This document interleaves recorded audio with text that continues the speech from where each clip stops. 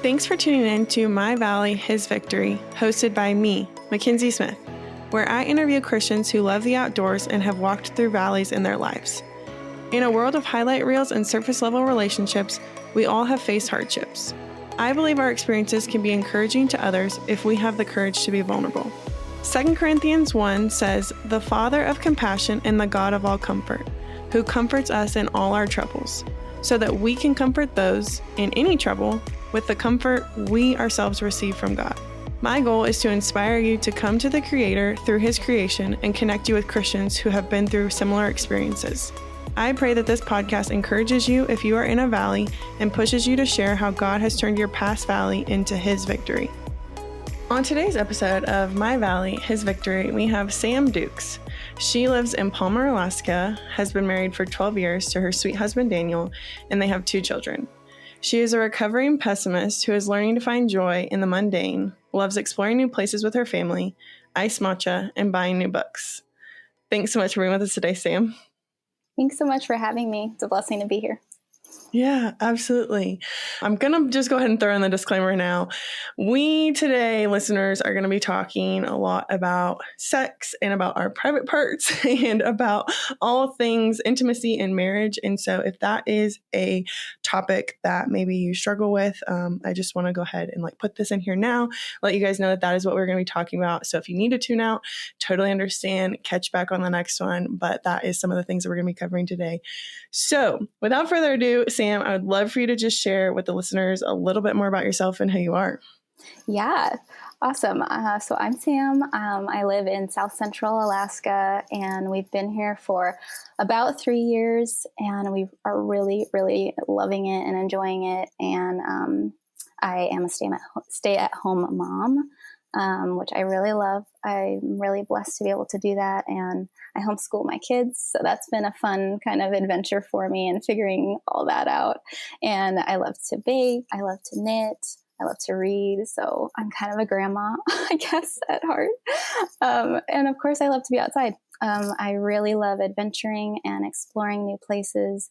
And I'm pretty much always down for doing an adventure of any sort. Yeah, absolutely.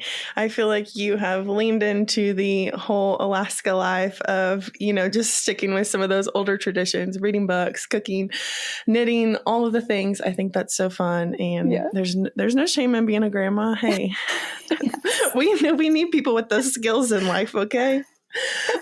So kind of talk to us a little bit. I know you're originally from Alaska. That's not super common, I would say. And so share with us just a little bit about what it was like growing up in Alaska and maybe how that has, fostered your love for the outdoors and adventure. Yeah. I am so lucky, I think, to be able to be growing up here. And I grew up in a town called Fairbanks, which is kind of in the center of Alaska. And so I think the winters were really, really intense. Obviously, Alaska, the whole state is intense, but Fairbanks specifically is, the winters are just extra dark and cold. For a reference, where I live now, which is about 6.5 hours south-ish from Fairbanks, we get almost 3 hours more sunlight here than in Fairbanks in the winter. So that's like a huge difference. And I think though, growing up, it didn't faze me.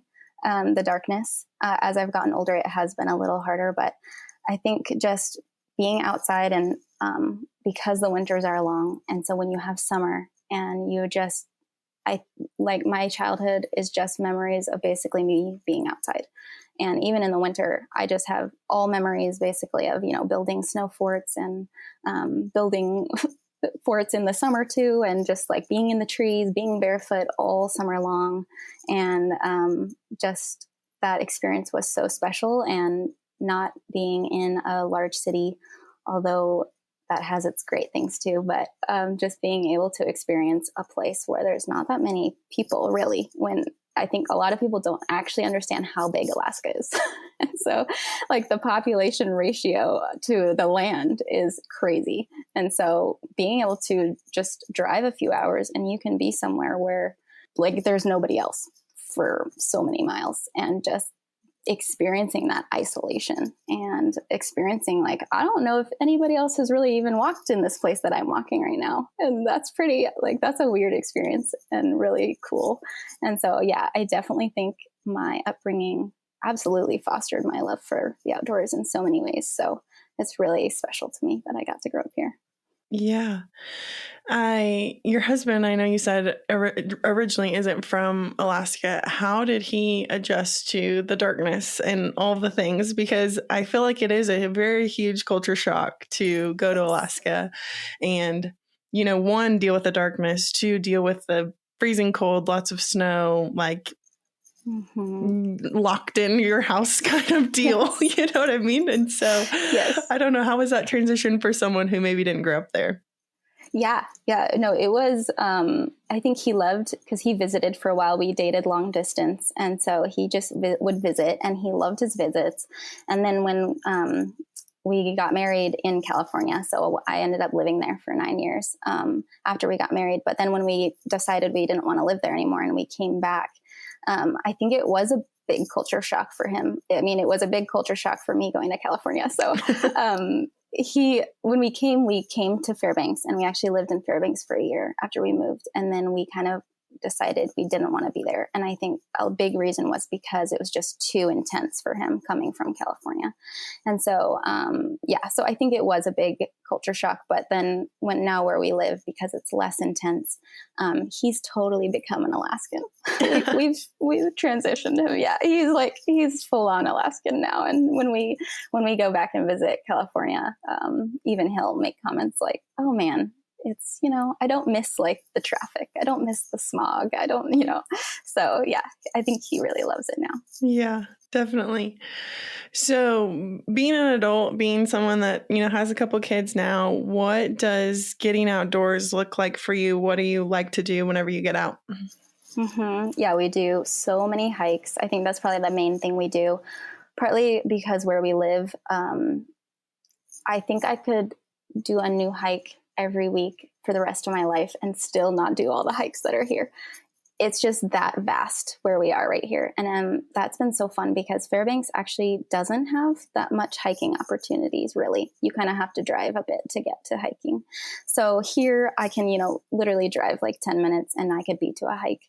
And so that's just been so much fun to be able to explore all the places. And in the summer, we try to do camping, tent camping specifically, which is fun and maybe not so fun sometimes in the rain, but it's super fun. And when I moved here, we don't have family or anything, and or friends here, so it was a little hard when we first got here to not have community. And so I actually started a kind of a mom, I guess you call it like a walking group.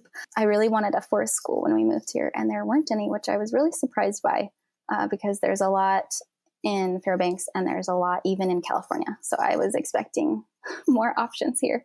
And there's some, but you have to drive like an hour or more to get to them. And so I just texted, like I knew a friend of a friend was moving here, and I knew that she had been in a forest school before. And so I was like, hey, do you want to like start a walking group together? And my personality, I think sometimes I need accountability or I won't do something just because I can be a homebody. And so I was like, I need some accountability. So I messaged her and she was like, absolutely. So it's been over a year now, and we've been faithfully meeting almost every week to do hikes with the kids. And we've been trying to do foraging, and that's been really, really fun just to learn the plants. That's kind of been one of my goals since moving here, is to learn all the plants around me and be able to identify them and use them for things, which has been really fun.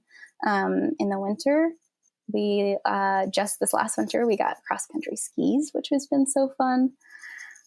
Just having kind of like a physical outlet for the winter and that we can do as a family has been so much fun. And the kids even love it. And I was a little worried.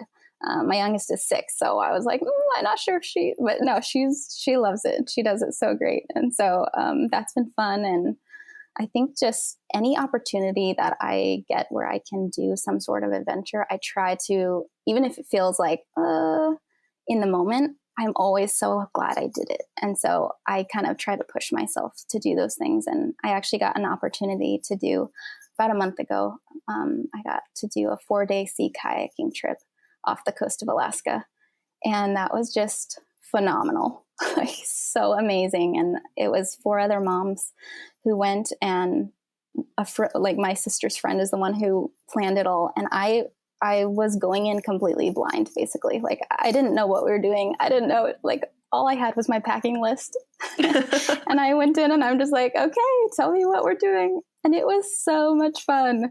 And I was feeling a little nervous about it going into it, but then it was just, it was just so great. And we spent 4 days kayaking around a island off the coast of Valdez.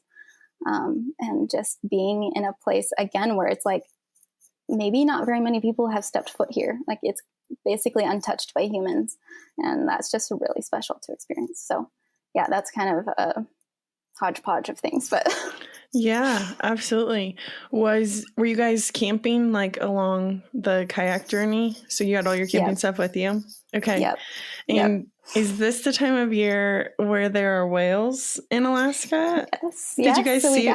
Yes, we actually got to see orcas and their babies. Yes, that's fun. So sweet. It was amazing. And we actually saw, I think it was a humpback, but it was super far off, so we couldn't see it too much, but tons of sea lions and jellyfish and things like that. So yeah, man, so fun. That's super special. That sounds like so much fun. I'm like, sign me up. Can I come next time? You should. Yes. I'm like looking for any reason to go back to Alaska. So yes, I'll let you know next time. Oh, that's great. I love that. I would love for you to share just, obviously it sounds like you spend a lot of time outside, and that's kind of just the culture in Alaska, right? And that is just kind of what it is built around, is being outside, doing things like foraging, kind of that homemaking, homesteading kind of lifestyle. Kind of talk to us about how being in the outdoors plays a role specifically in your relationship with Christ. Yeah, I have always felt closest to God outside. I think I feel so connected to him when I'm outside. And I think often being in his creation, kind of, especially on days, if I'm in a funk or I'm overthinking or whatever it might be, or maybe my heart posture is not quite right. And it's just like going outside can often snap me out of that, whatever that thing that I was in. And it kind of brings me back to him and brings me back to kind of that wonder and awe of just his creation. And being outside is also one of my secret places, which if that doesn't mean anything to you, that's like, I read this book called Secrets of the Secret Place by Bob Sorge, which side note, I've read so many books over the last, decade that have just really ministered to me. And I won't list them all because there's so many, but maybe I can give you the list and you can put it in the show notes or something if people are curious. But that book is so great and I highly recommend it. And it just I think helped me kind of be reminded of how important it is to seek out that secret place with the Lord continually, daily, for sure, and realizing that outside was that for me, was one of the places for me where I never ceased to not feel him when I was outside. And obviously I'm extra blessed that I live somewhere where I can just look out my window and see beauty. But I think that that's possible anywhere you live too. It just might take a little more effort, but there's so many scriptures of, the writers talking about the secret place and finding that. And one especially I love, I think it's in Psalms when he refers to it as the secret place of thunder. And I just love that imagery of like going to God in his creation and like just him being like this thunderous presence and just being like in that awe and wonder of him. And so yeah, the outside it's really that place for me. Yeah. I've never heard of that book before, so I definitely wrote it down and I'm going to have to check it out. But it reminds me of, we were at a marriage conference last year. It was almost a year ago now at this point, and they were talking about like having a very dedicated place that, you go and you commune with the Lord. And that's not to say that we can't do it, in the in-between moments and when we're driving and all of that, but there is something kind of like a reverence to a place if you like know that that's where you're going to spend time with the Lord, and you have that intentionality, and it's not, like when you're sitting on the toilet. That was the example that they used. They were like, don't you know that God is holy? Like, do you really want to be inviting him into your bathroom time? So funny. And it was like, I mean, if that's the only time you have, man, use it. But like, we need to have a dedicated place. Absolutely. Yes. That we know, like we're, like I said, we're being intentional and we're going to meet God there. And that's kind of maybe like the only thing we do there. Yes, absolutely. So I think that's really cool. I'm going to have to definitely check out that book. Yeah. I would love for you to share a specific story about a way in which maybe God has spoken to you or revealed himself to you through the outdoors. Yes, there are many, but the main ones that come to mind is, I think my earliest memory would be, I don't remember exactly how old I was, but I want to say around 10-ish. Growing up, we often would go to this other town called McCarthy, which is about, it's almost 8 hours away from Fairbanks East. So quite a drive. And we would go every year for 4th of July. And Fairbanks it doesn't have mountains right near it. And so it's just kind of hills. It's beautiful, but it's just not mountainous beautiful. And that's pretty much all I had ever known, And so then going to McCarthy, there's like mountains right there. And that I just vividly remember being kind of blown away by it. And specifically, we had this camping spot that we would always go to. And there was like a little hill that you could climb up.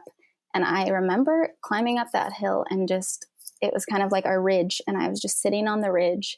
And before me was just the vast wilderness and the mountain ranges. And just like, it felt like I could see forever.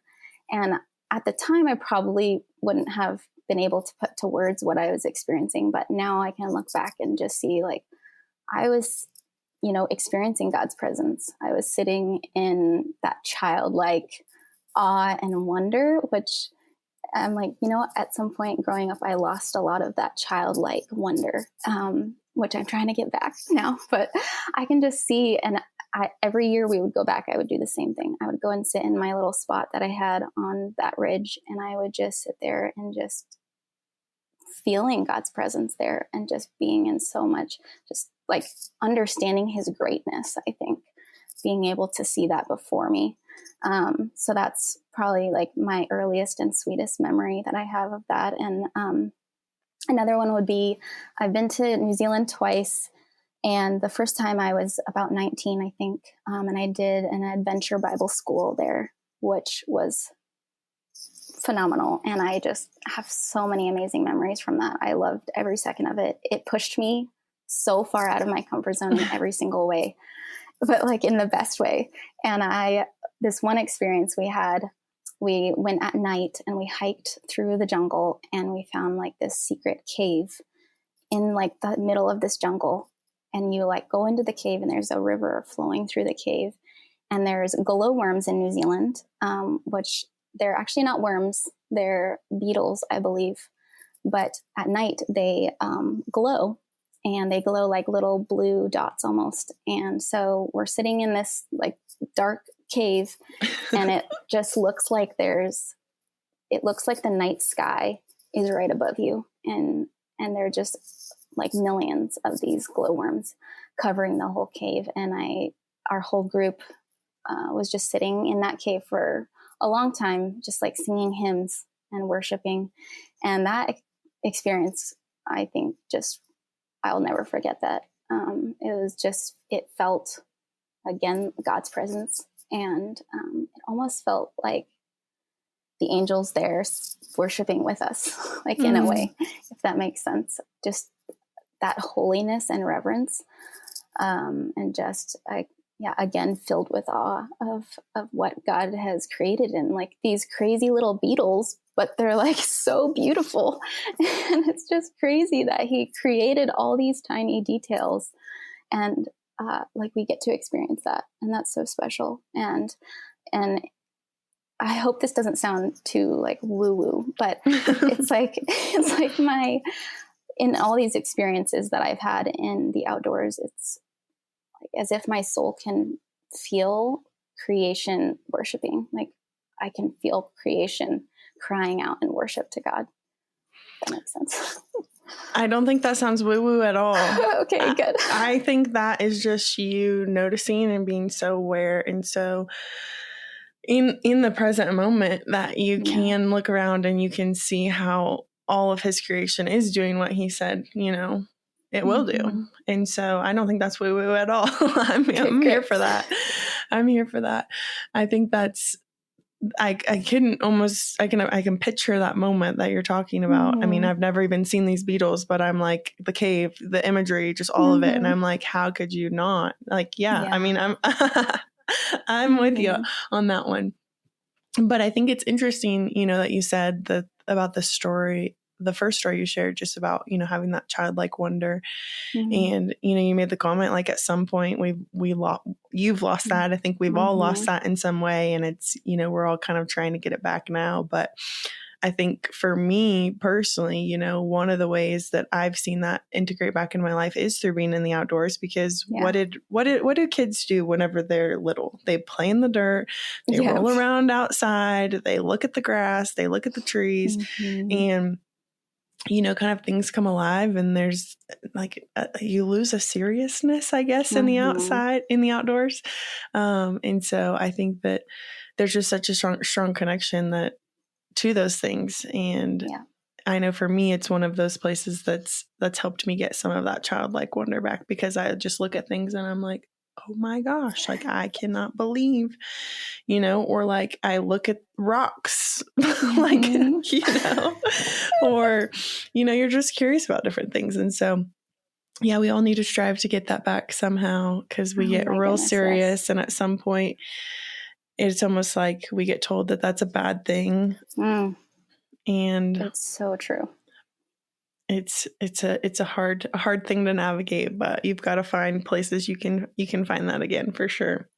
Yes. My kids have done they have helped me to get that back, because like you were saying, kids are just so pure and innocent, and they just notice something and they blurt it out, and it's so great. And just the other day we were on a hike, and my daughter, who's 6, I think we stopped probably every 5 minutes because she wanted to look at something, or she wanted to climb something, or she would be like, look at this amazing tree, like look at its roots. And she would just be so in wonder of like, which probably hundreds of people walk by that tree and never notice it. And she stopped and saw it. And I had to allow myself to find that wonder with her and not be like, well, we need to keep going, and just let her pause. And it's been so helpful for me to have her help me find that wonder back. Yeah, definitely.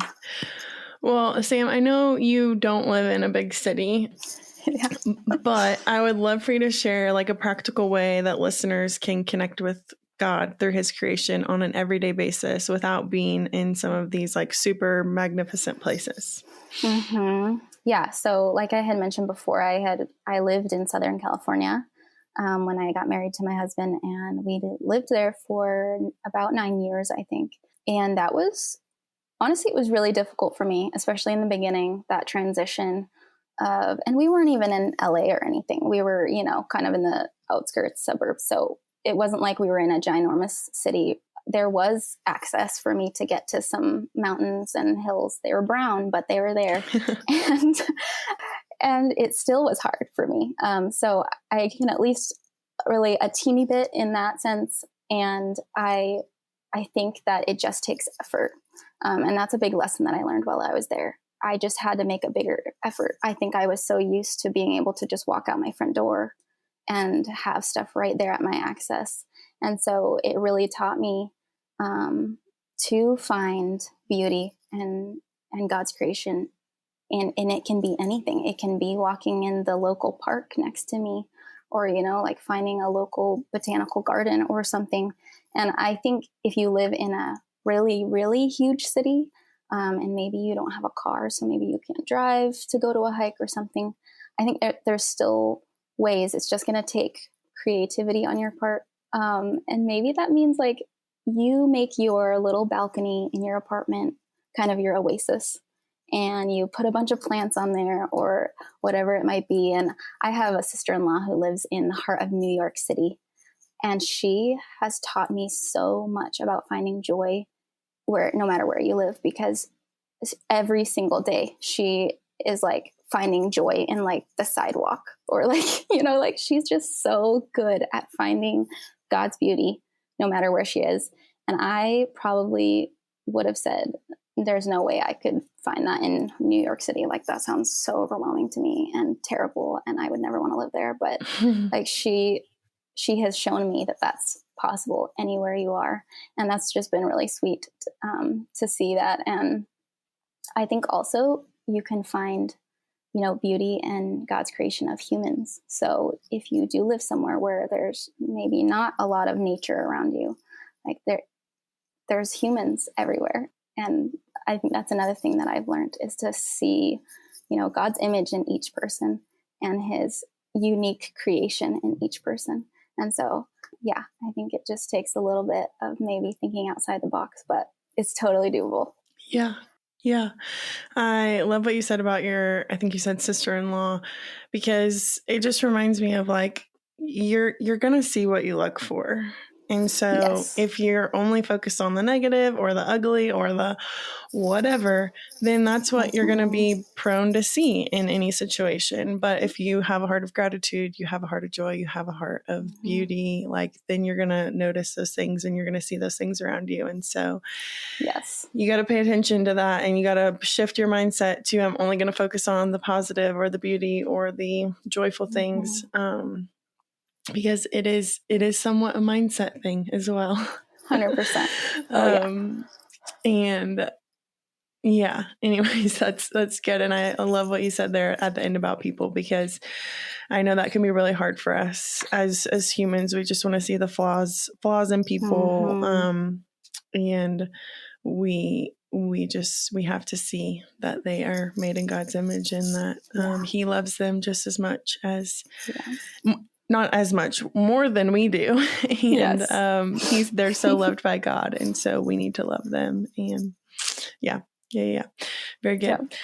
So Sam, switching gears into the title of this podcast, My Valley, His Victory, I would love for you to share a valley or a season of wilderness that you experienced and just what God taught you or prepared you for in that season. And I'm going to give one more disclaimer to the listeners. We're going to go into some sex things. We're going to go into some private part things. We're going to go into some intimacy things in marriage. And so if that is not something that you want to hear, something that could be harmful to you and just where you're at in life right now, please tune out. But I think this is a really important topic and something that I know personally I've never heard talked about. And so I'm really excited to dive into it. But go ahead, Sam. Okay. Awesome. Yeah. Okay. So I have been in quite a long season of waiting, of grief, and just kind of seeking healing. There's a lot of things, but I'll start with the main one. I have something called Vaginismus, which is basically it's a condition of your pelvic floor where there's dysfunction there. And I would also argue it's kind of some dysfunction in your nervous system as well, but that's another topic. But basically it makes inserting anything painful, or in some cases, extreme cases, it can be impossible. You can't even get it in. And typically this is caused by medical trauma, sexual trauma, or your upbringing, like in intense purity culture. For me, mine was caused, I believe, mostly by my upbringing and just a lot of the purity culture stuff. And then I think I did get some with my oldest son's birth. I had some medical trauma from that. So I think kind of both of those things together. It got a lot worse after his birth. So that's kind of why I think that. I remember before we got married, so both my husband and I were both virgins when we got married, and we did some premarital counseling, and I didn't know I had it yet. And I remember going into it and like my pastor even asking us, you know, like, how's your view on sex and intimacy? And I remember being like, oh yeah, so healthy. I've got a great view of it. And I can kind of chuckle at that now because I just can look back and see that that was not accurate at all. And I think I really just didn't know because so much of my beliefs were, you know, they're from birth, essentially, like, because they were my upbringing. So they were just so deeply rooted. I just didn't even know that they were there. And they were so deep subconscious in my subconscious. So there were so many layers and I just wasn't aware. And so we got married and, you know, everything seemed like quote unquote okay for the most part for the first few years. And I can also, though, look back and see like some of the dysfunction and as it kind of started to spiral. And I want to say it was like maybe around the 2 or 3 year mark is when I kind of started noticing occasionally intercourse would be painful or just uncomfortable, but it was very sporadic and it was kind of, sometimes it would be, sometimes it wouldn't be. And I was like, I don't know what's going on with that. And at the same time, because of that, I was also like pulling away in some ways, and I was putting up walls towards my husband and putting up a lot of guards. And, you know, a lot of these things are happening again on the subconscious level. Like I wasn't really fully aware that I was even doing them. And it was just kind of a slow downward spiral as the years went on. And it, you know, my libido started completely disappearing over the years, and that was confusing. I just didn't understand what was going on. And then, you know, it started getting to the point where he would just touch me anywhere, even if it was, you know, non-sexual, just like a hand on my leg or something. And my body would immediately jump into fight or freeze or flight mode. And that was like, it felt like I had no control over that because really I didn't. And it was so confusing that I adored my husband and I was so in love with him. And it just was like, why am I responding this way? Why is my desire completely gone? And there were many instances over the years that I was like, this is rock bottom. Like, I don't know. I feel so lost.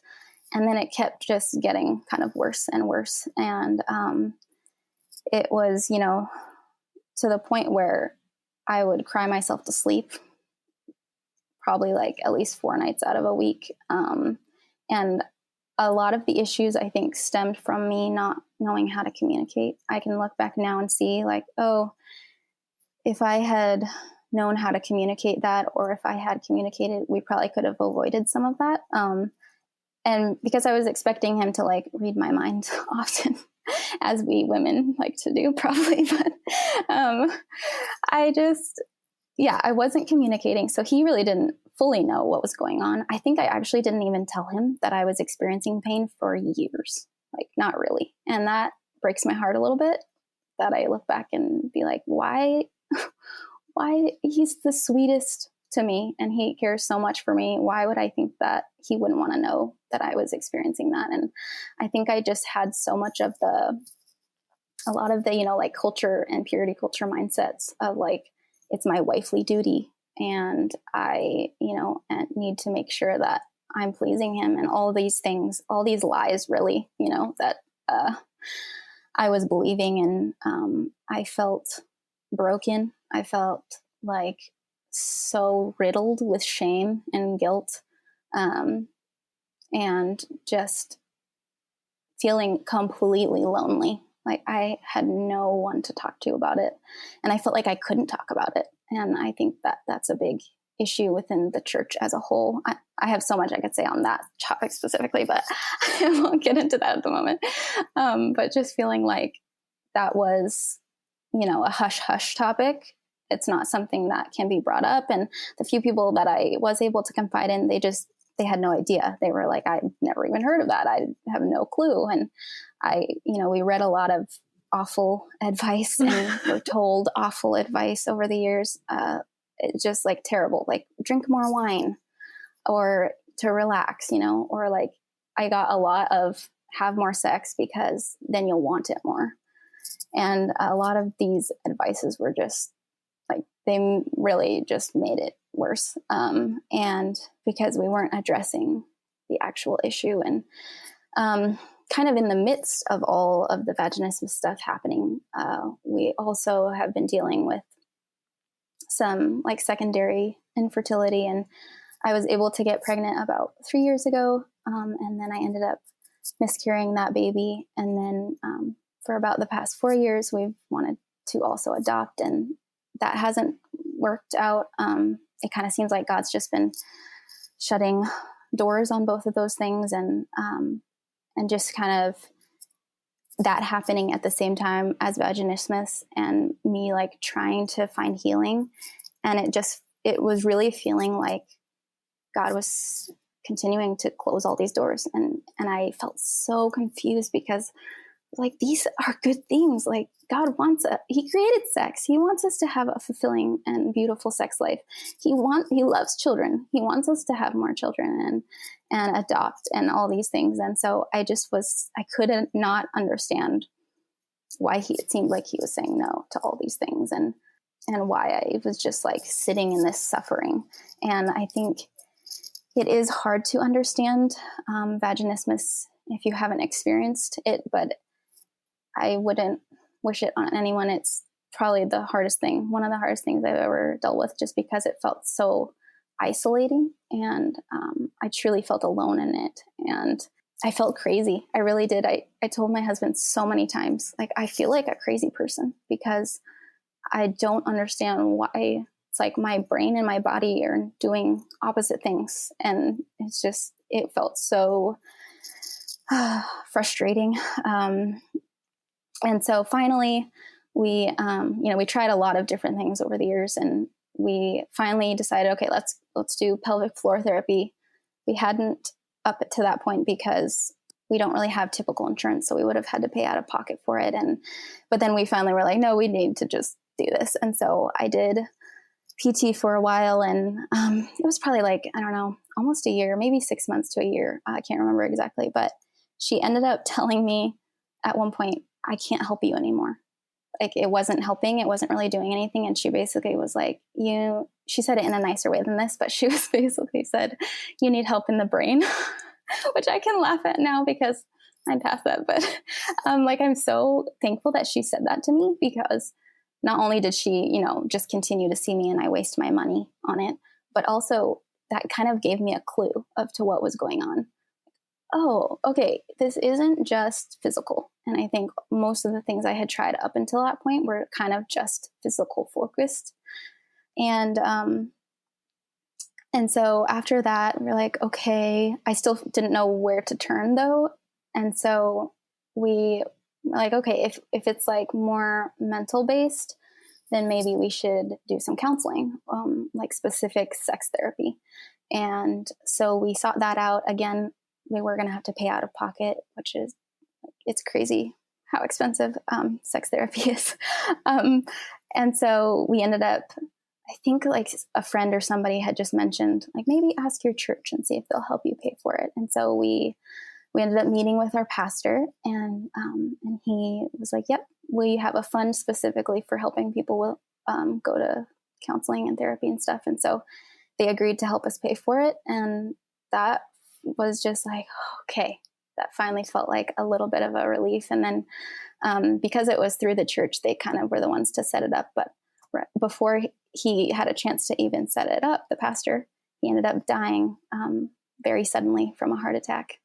And then our church kind of fell apart in a lot of ways, because obviously nobody was prepared for that. But anyway, we basically couldn't end up doing it. And then that kind of was like, whoa, another door shut, and so again, at that point, after PT not working out and then the counseling not working out, I was like, well, no, this is rock bottom. Like, because now I felt like I really had no avenue to turn to. I felt like I had exhausted all help. I had tried everything, and I was starting to believe that and telling myself, I think, okay, I think I just have to accept that this is my lot in life. Like this is going to be my thorn in the flesh. And I have to accept it. And instead of keep getting my hopes up and then them getting torn down. And I think a lot of that was, me trying to protect myself, but also I think that was a lot of lies from the enemy. And, he wanted me to give up. Of course, he wants my marriage to be destroyed in any way he can get it destroyed. So anyway, I'm so thankful God did not allow me to stay there for very long. Thankfully, I want to say it was like maybe a month after that whole thing happened. I ended up listening to a podcast. It's called Heaven in Your Home by Francie Winslow. Highly recommend. She's amazing. But she had a guest on her podcast. Her name's Jess Seitz, and she was talking about vaginismus.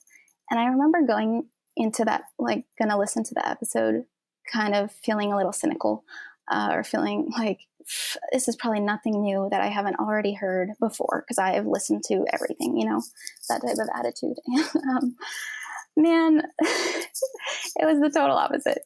Oh God, it was just like, here you go. Like it was like, this is what you've been waiting for. This is what I've brought you to. And everything she said on that episode was just, I was just so excited because it finally felt like, okay, this is my answer.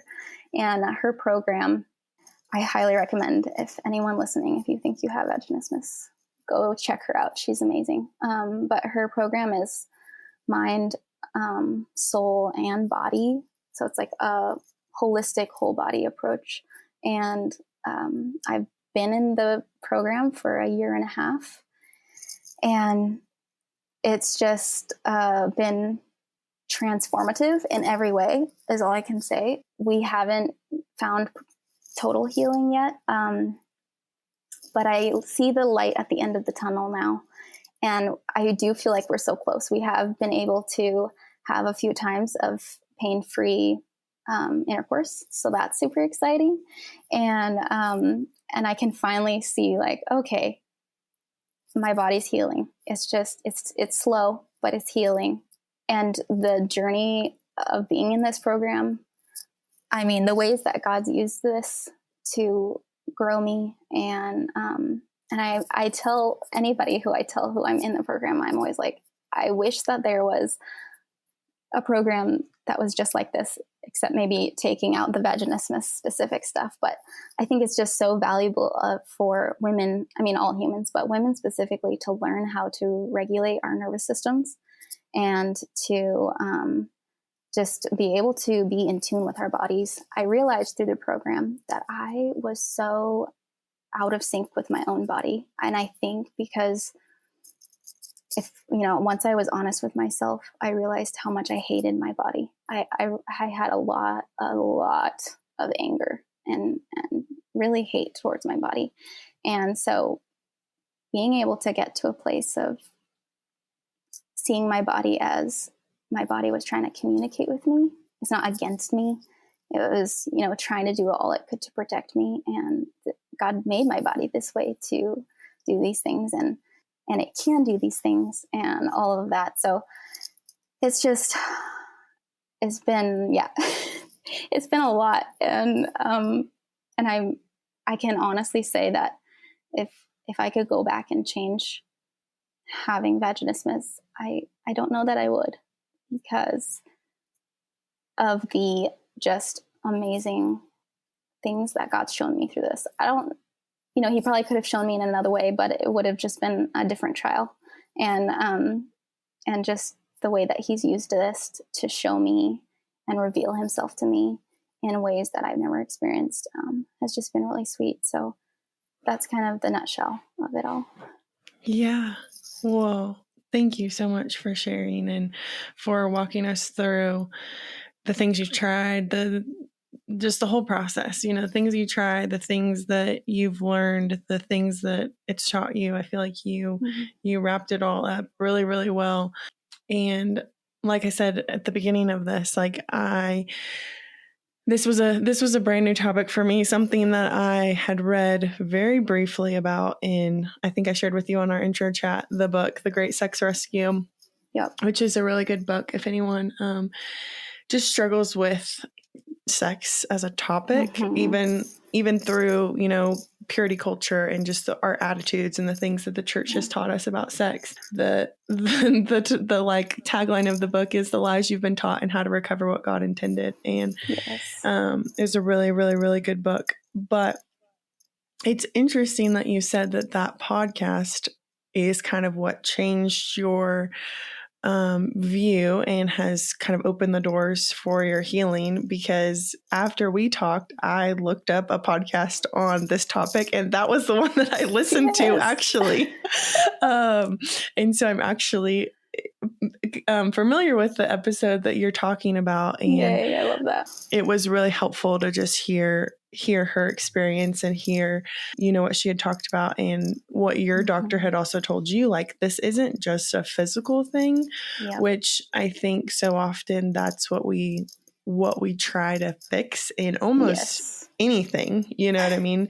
This could go into a lot of different health problems, but we try to fix the physical and we don't tackle the mental or the spiritual piece of it. And so this, though, is particularly interesting because it was a response, to the way that you felt about your body, the things that you were taught as a child, trauma from your birth of I think you said your son, and just all of these things.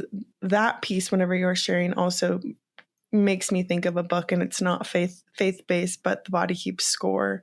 Yes. Love that book. And how much our body really is trying to communicate so much to us for things that we need to deal with, on a more mental and spiritual level. And so that's also a really awesome book if for anyone who's kind of struggling with really anything. I feel like it's just a really great book. Oh, yeah. But I would love to dig into a little bit of like, you said that you believe that a lot of this came from your upbringing as a child and the things that you were taught, purity culture, that kind of thing. What, if you can think of any like specific examples, are things that are taught that are maybe well intended, but that have led to this? Yeah, I first of all, if my parents ever listen to this, my parents are seriously phenomenal, amazing parents in every way, and I adore them so much. But I think every parent has a bit of a blind spot in certain areas, and this was a little bit of their blind spot. And I think they did better than their parents before them, and now I'm going to try to do better than my parents in this specific area. But I would say it was kind of almost the absence of talking about it. It's not even necessarily like specific things that they said to me. It was more like there was nothing said really. And I didn't really get any information about my own body and how my body worked, the changes that was going to happen, anything like that. And the few times that I did hear my parents speak on sex, it was always negative because, it was like in a movie or, whatever it was. And then there would be like a lecture on it, or it was pretty much always in a like disgust type way. And at, youth group, it was always purity, and which it's bad. It's bad. It's bad. Yeah. Which like purity itself is not a bad thing. Obviously the scripture calls us to purity, but it was just like, it felt like it was on the girls specifically. Purity was like very highly focused on for girls. And like, it's my responsibility to not make my brother in Christ stumble.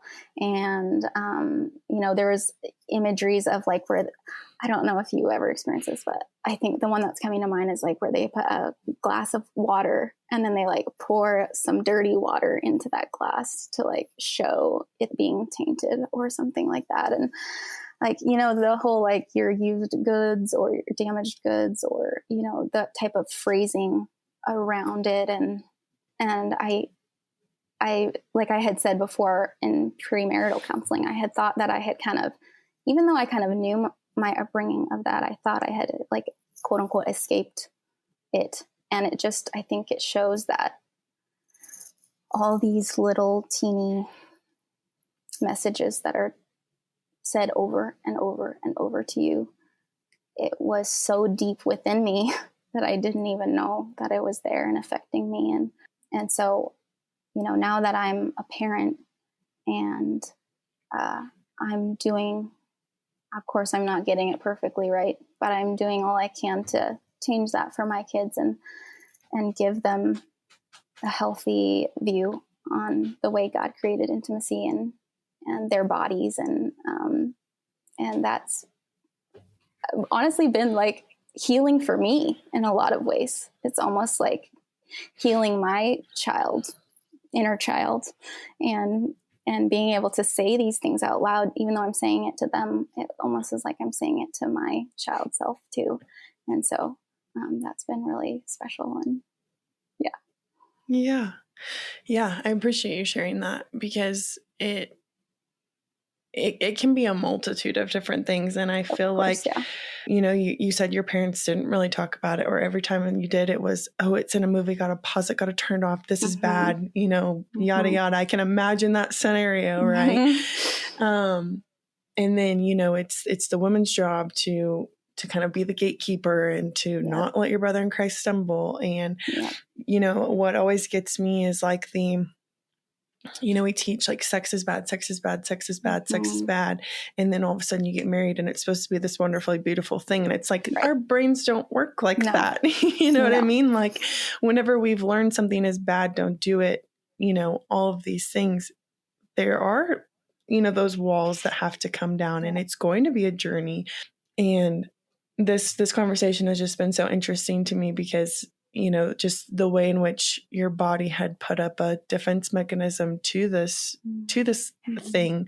And there's a lot that has to be broken down and a lot of lies that has to be corrected. And it's not as simple as just training your pelvic floor. It's not as simple as just like relax, drink some wine, just have more sex. It'll get more comfortable. Like there are things in your brain that are going on that really have to be dealt with. And then your body can come out of that fight or flight, and your nervous system can relax in a way.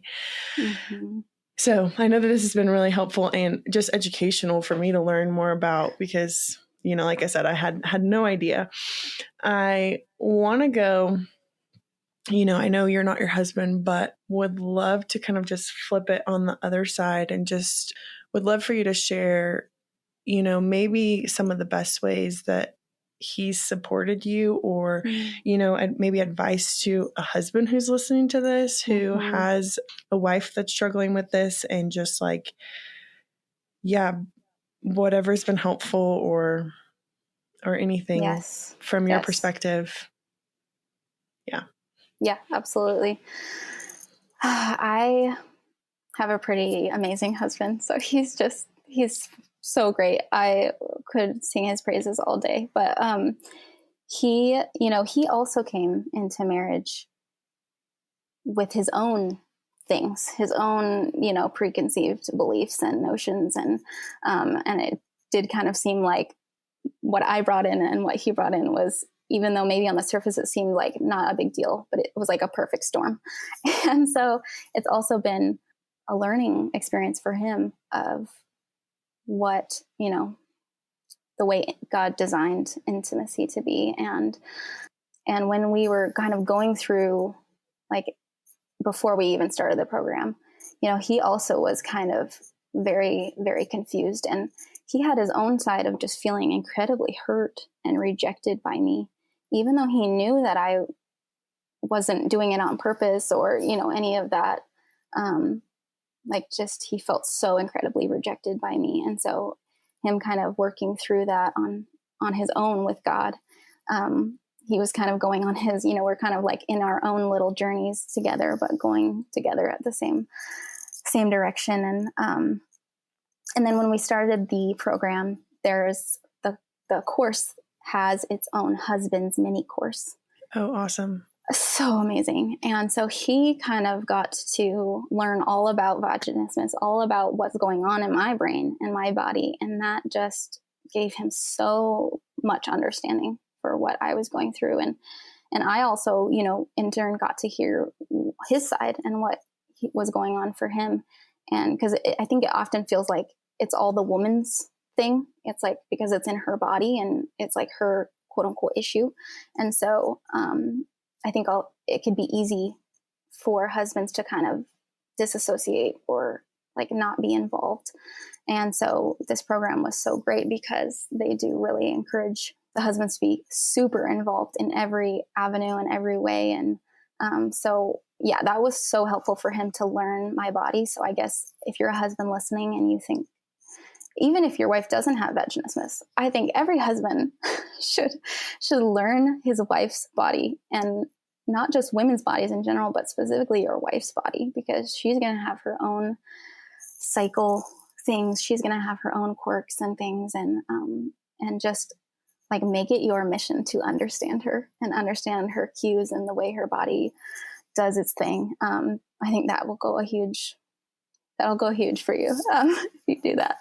But yeah, so anyway, him just learning me, and then the program really has a big focus on communication, which is something I think I mentioned earlier that I realized that I was terrible at. And so just being able to communicate and speak so openly with each other, even if it's like, not wanting to hurt the other person, but still speaking it out loud. And I think getting to a point where you can be completely honest with your wife. And my husband's so great at that. And I need that. I needed that, of him not holding anything back and him just like letting me bear it all, first of all. So he is such a safe place where I never feel like he's going to judge me or be angry at me. I think in the beginning I didn't communicate because I was afraid of those things, even though he had never shown me that. Like, I was just kind of making it up in my head. But making sure that you are a safe place for your wife, and that means like no matter what she says to you, if she's being fully honest, that you can take it, and you're not allowing any of your own like anger or your own, maybe you're feeling rejected or whatever it is, but not taking that out on her in that moment, allowing her to say whatever she needs to say and accepting it. And that has been so healing to me in this journey and it's absolutely needed. I don't think I would have been able to ever heal if I didn't feel like my husband was a safe place to land, and a safe place that I could literally tell him anything. And he would be my safe spot. And I know that and it doesn't mean that he can't, tell me things that he's feeling. It just means that he's not going to come at me, in response with anger or accusations. So yeah, I think the biggest thing is safety. And that's a big thing with vaginismus specifically, is that our bodies and our minds aren't feeling safe. And so that's like a huge focus in the program, is safety. And so getting to that place. And honestly, another thing I think is prayer. And he has made it his, own kind of personal goal. And often I didn't even know that this was going on. But he would just spend so much time in prayer and his own focus time with the Lord, and making sure that he was doing that consistently, so that he wasn't trying to find his fulfillment in me, but he was finding it in God first. So those are, I guess, just a few tidbits. Yeah. Yeah, those are really helpful. And, I think what you said, one of the things I heard is like being able to be honest and not taking it personally, mm-hmm. because I think so often anytime we hear anything negative, we just want to take it personally. It's like, yeah. This is the truth. It's not about you. And just like getting off that, like, I'm being attacked yes pedestal, and right. It's like, okay, well, this is also how I'm feeling. And, just opening those lines of communication, I think that there's so much jam-packed into that alone, just being able to communicate and being able to communicate in a safe way and being able to communicate honestly and, not internalizing it and, thinking about the other person. Like what you're going through has nothing to do with me in the way of like, I'm not necessarily doing something wrong. This is just what's happening, and trying not to, be selfish and just think about yourself. And those are all things we want to do. So yes, I appreciate those. And, as you were talking, I was thinking, I just saw this clip of a different podcast. It was, I think, Bryce Crawford's podcast, and he had Forrest Frank on, and Forrest Frank was talking about, the night of his wedding. He had watched pornography before they got married, but he was a virgin, and he essentially did something that made her uncomfortable in that moment. And she's like, what are you doing? Like, what are you doing?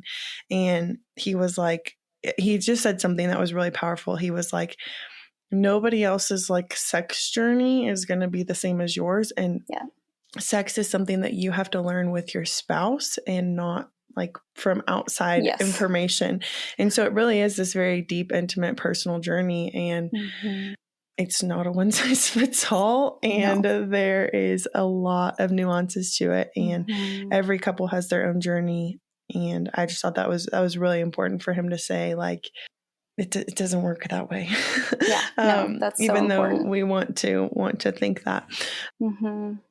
So before we wrap up, I would love for you to just leave. You could, drop a resource or just words of advice, piece of encouragement to maybe a woman that's struggling with a similar thing. I know I asked for the husband, but would love to get the woman's perspective as well. Yeah. I think that, well, at least, for me, one of my big kind of, God taught me so many lessons in this, but a big one is I think I realized that my personality, I could have a strong desire, or maybe a better word would be like one of my sin tendencies or temptations would be to be lukewarm, or to be passive, or to be very apathetic. And those things come pretty naturally to me. And God has used this kind of season, this last decade in my life, to really reveal that to me, that I was kind of in a lot of ways just floating through life. And I look back and I'm just really just overwhelmed with what an honor it is that I got to be refined. Like, the God of the universe decided to refine me. And it tears me up every time I think about it, because he could have let me float. Like, he could have just left me to float. And I could have, been 80 and looked back and then had so much regret that I didn't have this intimate relationship with him, and I didn't spend every day in communion with him. And so now I can see that he used this to refine me, and I am so grateful. And I now understand that a life that is full of constant communication and communion with him is a life that's going to have trials.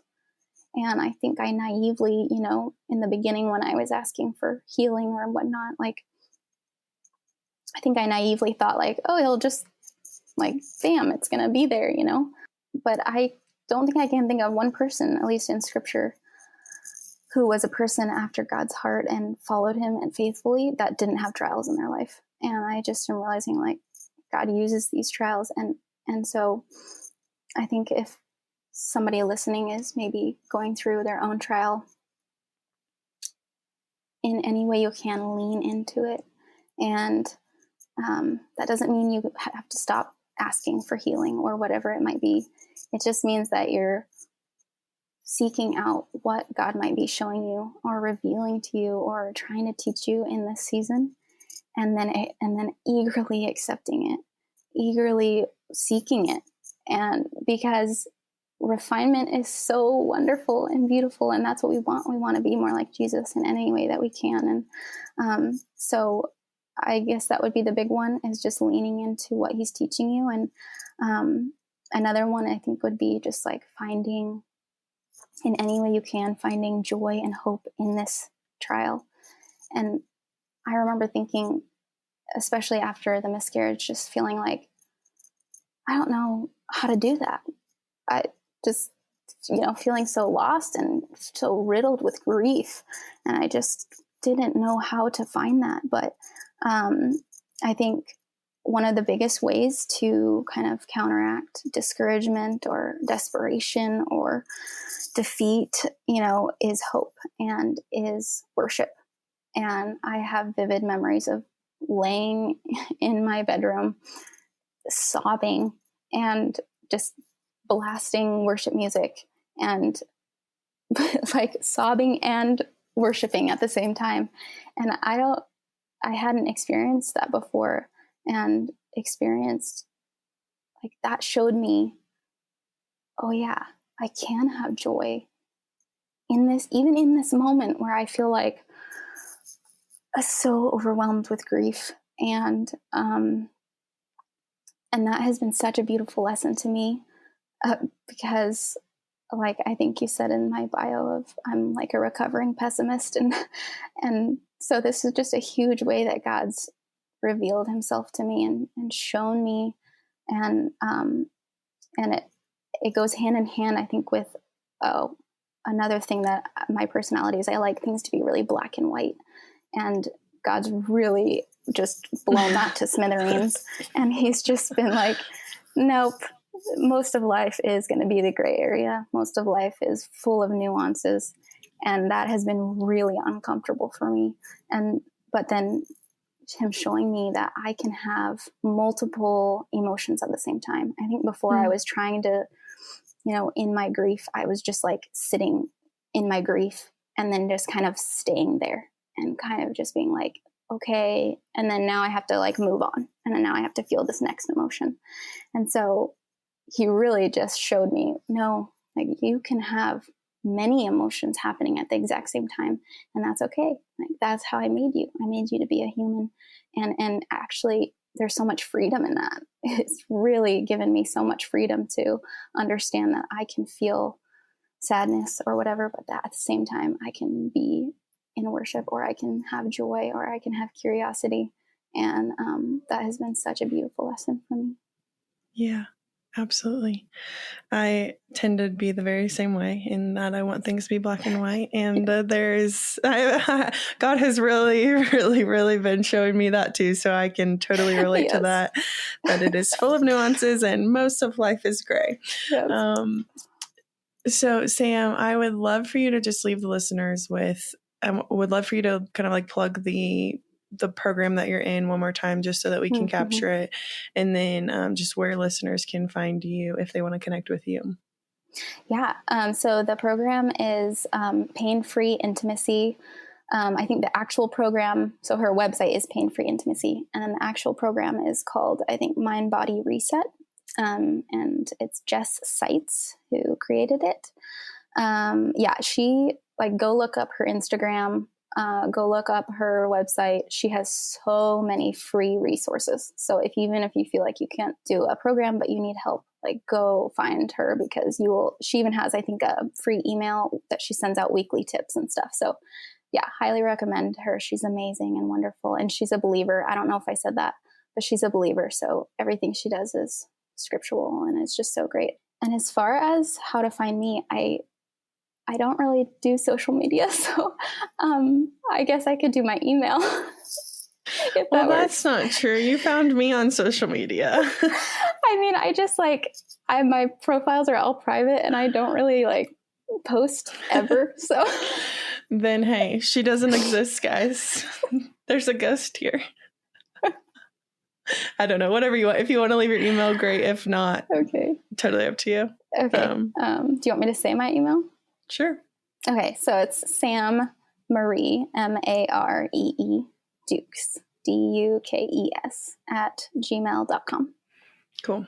Well, and yeah, Oh, sorry. I was just going to say I'm like open to anybody messaging me or I guess emailing me. Like I'm an open book and I'm happy to chat with anyone. So reach out. Yeah, we appreciate that. And just thank you so much, Sam, for sharing this topic specifically. I know that I've learned a lot. I know that there is so much more probably to this topic than we could ever cover in one podcast. So for those of you guys listening who can relate to this at all, please connect with Sam. And just thank you again for your heart and for your vulnerability and for sharing this hard topic, but one that I know is going to be helpful because like you said, it's isolating. It's very lonely. You feel like you're alone. And so hopefully this just opens that door for someone to be able to connect with you so that they don't feel so alone. So thank you so much. Yeah, thanks so much for having me. Thanks so much for listening to this week's episode of My Valley, His Victory. If you or someone you know are interested in being on this podcast, please email myvalleyhisvictory@gmail.com.